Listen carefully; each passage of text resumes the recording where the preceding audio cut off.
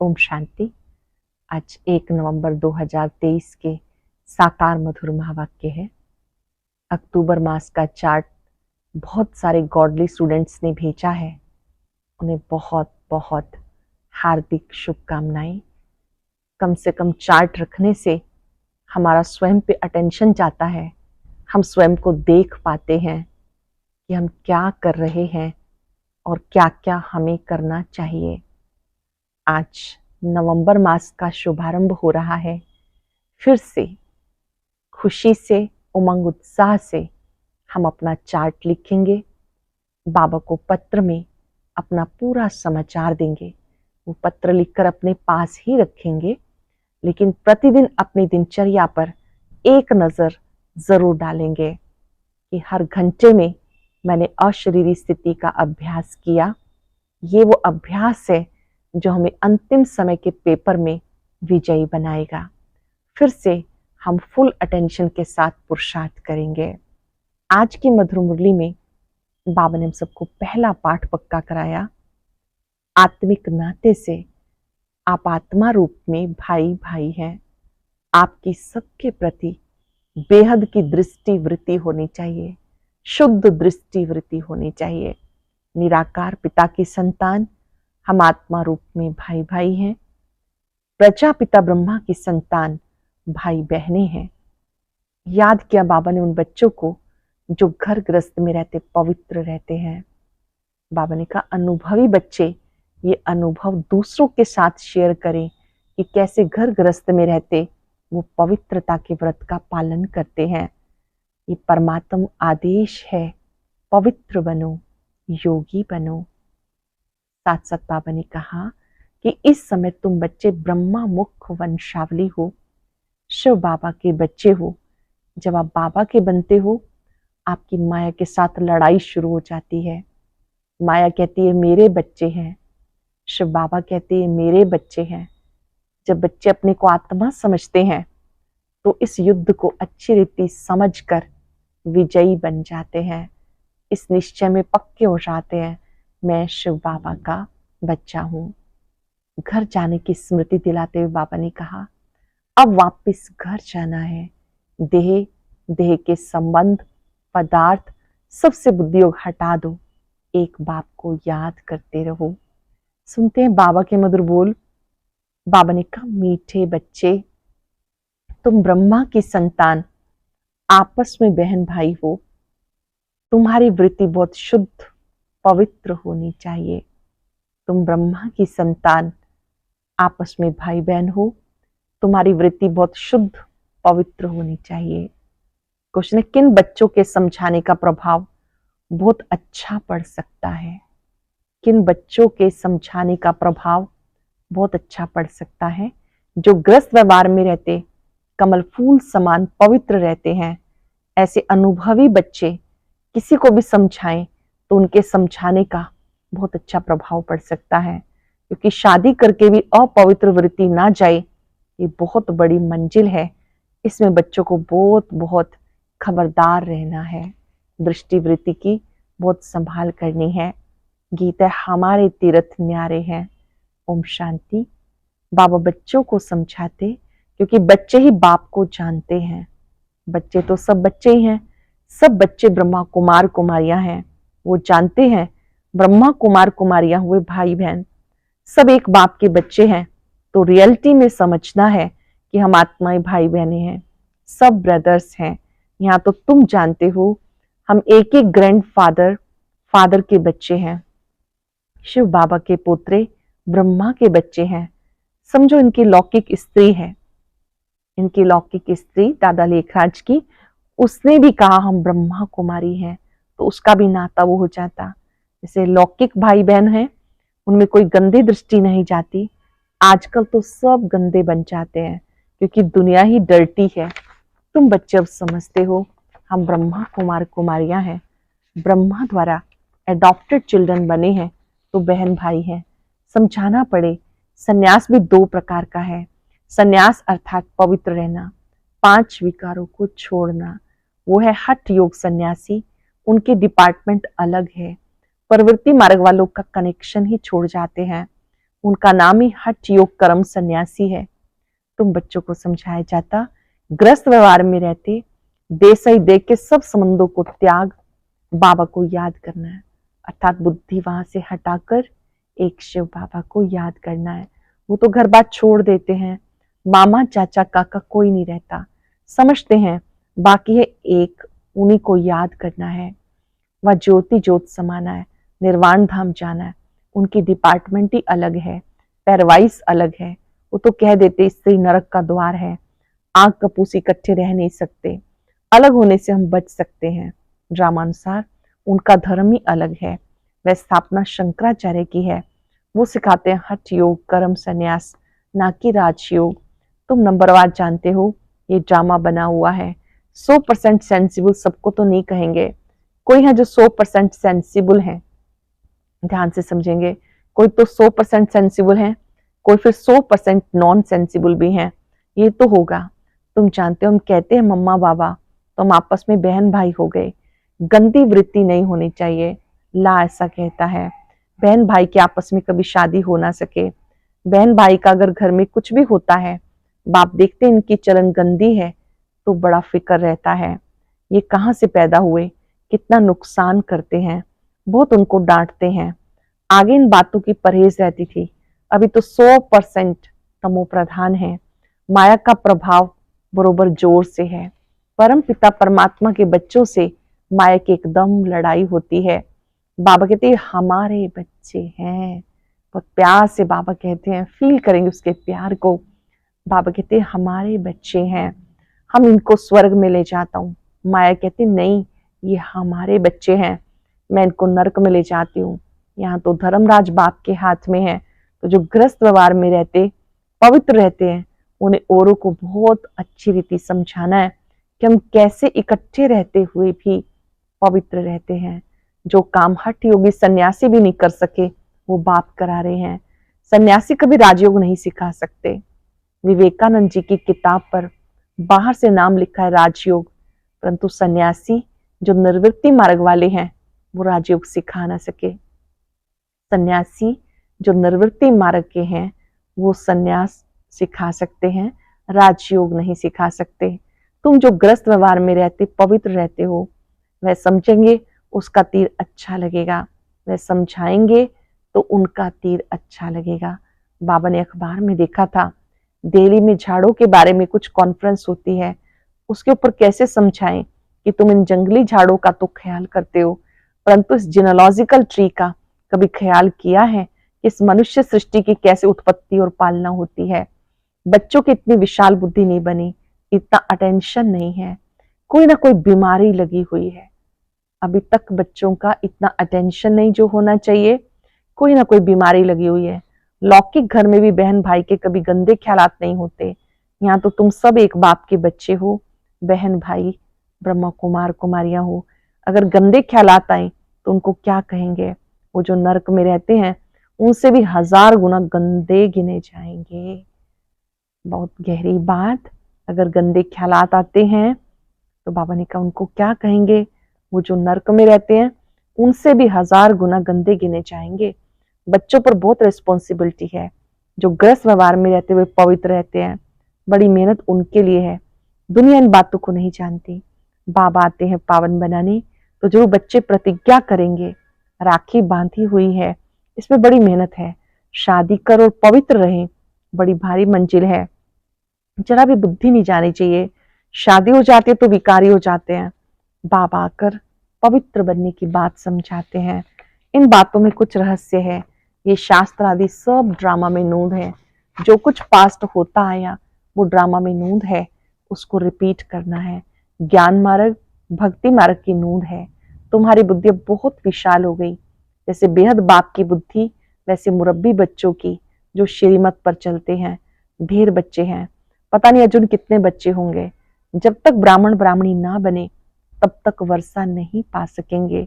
अब तुम ब्रह्मा मुखवंशावली हो, फिर जाकर सूर्यवंशी विष्णुवंशी बनेंगे। अभी हो शिववंशी। शिव है दादा, ग्रैंडफादर, ब्रह्मा है बाबा। प्रजापिता तो एक हुआ ना, सारी प्रजा को जानते भी हैं। जो मनुष्य सृष्टि का झाड़ है उसका भी बीज होगा। इसमें पहला मनुष्य भी होगा जिसको न्यू मैन कहते हैं। न्यू मैन कौन होगा? ब्रह्मा ही होगा। ब्रह्मा और सरस्वती वह न्यू गिने जाएंगे। इसमें बड़ी बुद्धि चाहिए। सोल ही कहती है ओ गॉड फादर, ओ सुप्रीम गॉड फादर। आत्मा कहती है ना, तो वह सबका रचयिता है, ऊंच से ऊंच है।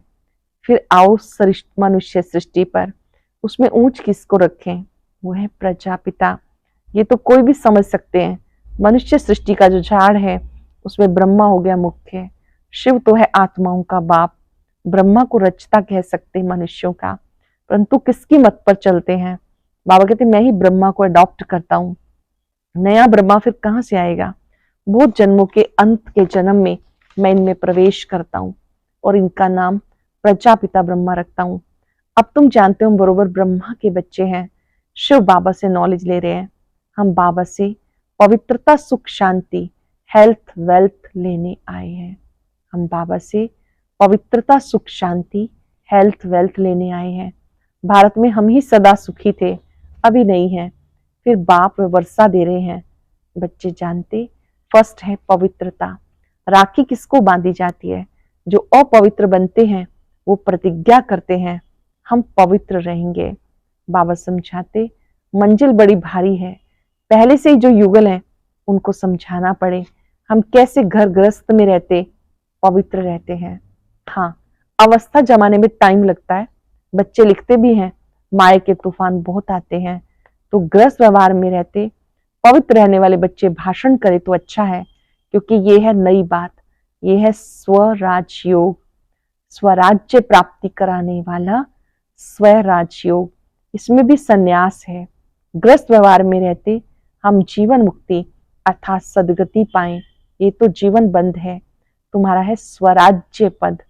स्वयं को राज्य चाहिए, अब उनको राज्य नहीं है। आत्मा कहती हम राजा थे, हम रानी थे, अब हम विकारी कंगाल बने, हमारे में कोई गुण नहीं। ये आत्मा कहती है, तो अपने को आत्मा परम पिता परमात्मा की संतान समझना है। हम आत्मा भाई भाई हैं, आपस में बहुत लव होना चाहिए। हम सारी दुनिया को लवली बनाते हैं। राम राज्य में शेर बकरे भी इकट्ठे जल पीते थे, कभी लड़ाई नहीं करते थे। तो तुम बच्चों में कितना लव होना चाहिए। ये अवस्था धीरे धीरे आएगी। लड़ते तो बहुत हैं, पार्लियामेंट में भी लड़ते हैं, एक दो को कुर्सी उठा के मारने लग पड़ते। वो तो है आसुरी सभा, तुम्हारी है ईश्वरीय सभा। तो कितना नशा होना चाहिए। परंतु ये स्कूल है, स्कूल है तो यहाँ पर पढ़ाई अच्छी रीति पढ़नी है। पढ़ाई में कोई तो ऊंच चले जाते हैं, कोई ढीले पड़ जाते हैं। ये स्कूल भी वंडरफुल है। वहां तो स्कूल टीचर अलग होते हैं, यहाँ स्कूल टीचर एक, स्कूल भी एक। आत्मा शरीर धारण कर टीच करती है, आत्मा को सिखाते हैं। हम आत्मा शरीर द्वारा पढ़ते हैं। इतना आत्माभिमानी बनना है। मैं आत्मा इन कानों से सुनती हूँ, शरीर के माध्यम से पढ़ती हूँ। इतना अभ्यास करना है। हम आत्माएं हैं, वो परमात्मा है। ये बुद्धि में सारा दिन दौड़ाना है। देह अभिमान में आने से भूले हो जाती हैं। बाबा बार बार कहते देही अभिमानी भव। देह अभिमान में आने से माया का वार होगा। देही अभिमानी बनने से माया से बच जाएंगे। चढ़ाई बहुत बड़ी है। कितना विचार सागर मंथन करना होता, रात को ही विचार सागर मंथन हो सकता है। ऐसे विचार सागर मंथन करते करते बाप जैसा बनते जाएंगे। तुम बच्चों को सारा ज्ञान बुद्धि में रखना है। ग्रस्त व्यवहार में रहकर राजयोग सीखना है। सारा बुद्धि का काम है। बुद्धि में धारणा होती है। गृहस्थियों को तो बहुत मेहनत है। आजकल तमो प्रधान होने के कारण बहुत गंदे होते। माया ने सबको खत्म कर दिया, चबाकर एकदम खा ही जाती है। माया ने चबाकर एकदम खत्म कर दिया। बाबा आते हैं माया अजगर के पेट से निकालना बड़ा मुश्किल होता है। जो ग्रस्त व्यवहार में रहते हैं उनको जलवा दिखाना है, समझाना है हमारा राजयोग है। हम ब्रह्मा कुमार कुमारियां क्यों कहते हैं, इस पहेली को समझना और समझाना है। वास्तव में बीके तो तुम भी हो। प्रजापिता ब्रह्मा तो नई सृष्टि रचते हैं, न्यू मैन द्वारा नई सृष्टि रचते हैं। वास्तव में सतयुग का पहला बच्चा जो होता है उसी को न्यू कहेंगे। कितनी खुशी की बात है। अब बाबा थोड़ी गहरी बात कर रहे हैं। न्यू मैन कौन? ओल्ड मैन कौन, किस हिसाब से कौन नया कहा जाएगा। वहां तो खुशी के बाजे गाजे बजेंगे, वहां तो आत्मा और शरीर दोनों पवित्र रहते हैं। यहाँ इसमें भी बाबा ने प्रवेश किया। ये न्यू मैन कोई पवित्र नहीं, शिव बाबा ने जिस तन में प्रवेश किया, ये न्यू मैन कोई पवित्र नहीं, पुराने में बैठ इनको न्यू बनाते हैं, पुरानी चीज को नया बनाते हैं। अब न्यू मैन किसको कहें, क्या ब्रह्मा को कहें? बुद्धि का काम चलता है, वह थोड़े समझते हैं एडम इव कौन है। न्यू मैन है श्री कृष्ण, वही फिर पुराना मैन ब्रह्मा, फिर पुराना मैन ब्रह्मा को न्यू मैन बनाता है। न्यू वर्ल्ड का न्यू मैन चाहिए, न्यू वर्ल्ड का न्यू मैन चाहिए। वो कहां से आए? न्यू मैन तो सतयुग का प्रिंस है, उनको ही गोरा कहते हैं, ये है सांवरा, ये न्यू मैन नहीं। वही श्री कृष्ण 84 जन्म लेते लेते पिछाड़ी के जन्म में है, जिसको फिर बाबा एडॉप्ट करते हैं, पुराने को नया बनाते हैं। ये गूढ़ बातें हैं समझने की। New so old, old so new, श्याम सो सुंदर, सुंदर सो श्याम। जो पुराने ते पुराना है, वही नए ते नया बन रहे हैं। तुम जानते हो हमें बाबा रिजुनेट कर रहे हैं, नए से नया बनाते हैं। ये बड़ी समझने की बातें हैं और अपनी अवस्था भी बनानी है। कुमार कुमारी तो हैं ही पवित्र, बाकी हम ग्रस्त में रहते कमल फूल समान बनते हैं, स्वदर्शन चक्रधारी बनते हैं। विष्णुवंशी को त्रिकालदर्शी बने का नॉलेज नहीं, पुराने मैन त्रिकालदर्शी हैं। कितनी अटपटी बातें हैं। बाबा ने कहा ये जो ब्रह्मा है इसको तो पूरा नॉलेज है, पुराने मैन त्रिकालदर्शी हैं। कितनी अटपटी बातें हैं। ओल्ड मैन ही नॉलेज लेकर न्यू मैन बनते हैं।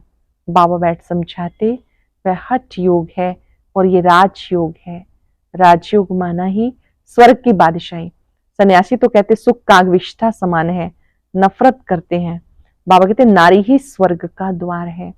माताओं पर कलश रखता हूं तो पहले पहले समझाओ शिवाय नमा भगवान उवाच, आवाज बुलंद करना चाहिए। अच्छा, मीठे मीठे सिक्किलौते बच्चों प्रति माता पिता बाप दादा का याद प्यार, गुड मॉर्निंग। रूहानी बाप की रूहानी बच्चों को नमस्ते, रूहानी बच्चों की रूहानी बाप दादा को याद प्यार, नमस्ते, गुड मॉर्निंग, शुक्रिया बाबा, शुक्रिया। धारणा के लिए सार, हम आत्मा भाई भाई हैं, इस निश्चय से पवित्रता के व्रत को पालन करते हुए आपस में बहुत प्यार से रहना है, सबको लवली बनाना है, विशाल बुद्धि बन ज्ञान के गुह्य रहस्यों को समझना है, विशाल बुद्धि बन ज्ञान के गुह्य रहस्यों को समझना है, विचार सागर मंथन करना है, माया के वार से बचने के लिए देह अभिमानी हो रहने का अभ्यास करना है, माया के वार से बचने के लिए देह अभिमानी होकर रहने का अभ्यास करना है। बहुत सुंदर वरदान, ज्ञान अमृत की वर्षा द्वारा महान बनने वाले मर जीवा भव। ज्ञान अमृत की वर्षा द्वारा महान बनने वाले मर जीवा भव। आप बच्चों पर बाबा ने ज्ञान अमृत की वर्षा कर मुर्दे से महान बना दिया, जलती हुई चिता से उठाकर मर जीवा बना दिया, ज्ञान अमृत पिलाकर अमर बना दिया। लोग कहते भगवान मुर्दे को भी जिंदा करता है, लेकिन कैसे करता वो नहीं जानते। अभी खुशी है देह अभिमान के कारण पहले जो मरे हुए मुर्दे समान थे, अब मुर्दे से महान बन गए। आप बच्चों पर बाबा ने ज्ञान अमृत की वर्षा कर मुर्दे से महान बना दिया, जलती हुई चिता से उठा के मरजीवा बना दिया, ज्ञान अमृत पिलाकर अमर बना दिया। लोग कहते भगवान मुर्दे को भी जिंदा करता है, पर वो कैसे करता है ये नहीं जानते। अभी खुशी है कि देह अभिमान के कारण पहले जो मरे हुए मुर्दे समान थे, अब मुर्दे से महान बन गए। स्लोगन है, धर्म में स्थित हो कर्म करने वाले ही धर्मात्मा है। धर्म में स्थित होकर कर्म करने वाले ही धर्मात्मा है। आज हम सब अपने धर्म में स्थित रहकर कार्य करेंगे।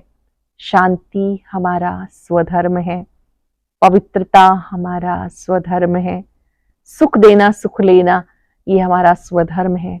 अपने स्वधर्म में स्थित रहकर सबके प्रति शुभ कार्य करने वाली मैं धर्मात्मा हूं। इस मास की सभी मुरलियां निराकार परमात्मा शिव ने ब्रह्मा मुख कमल से ब्रह्मा वत्सों, ब्रह्मा कुमार कुमारियों के सम्मुख 18 जनवरी 1969 से पहले उच्चारण की थी। ये केवल ब्रह्मा कुमारी की अधिकृत टीचर बहनों द्वारा नियमित बी के विद्यार्थियों को सुनाने के लिए है। आज चलते फिरते याद करेंगे, मैं स्वधर्म में स्थित धर्मात्मा।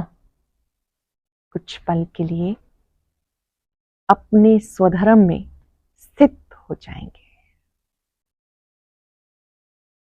अपने आप से बात करें, मेरा स्वधर्म क्या है? मेरा स्वधर्म शांति है। मेरा स्वधर्म पवित्रता है।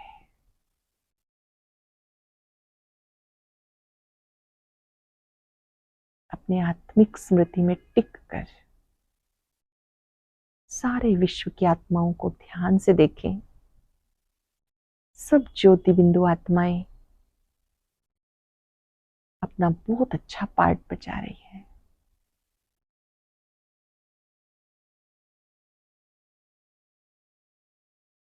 हर एक का पार्ट अपना है।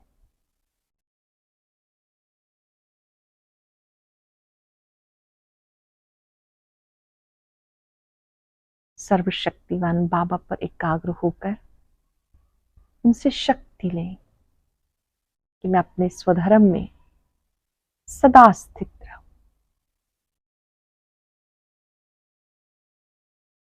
मैं धर्म आत्मा हूं, सबको सुख देने वाली आत्मा हूं।